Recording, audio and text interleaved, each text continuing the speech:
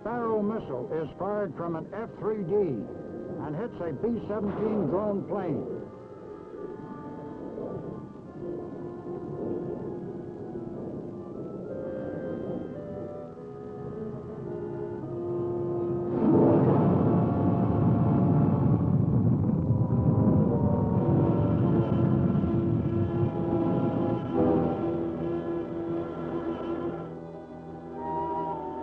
The Sparrow is a supersonic beam rider using a solid propellant.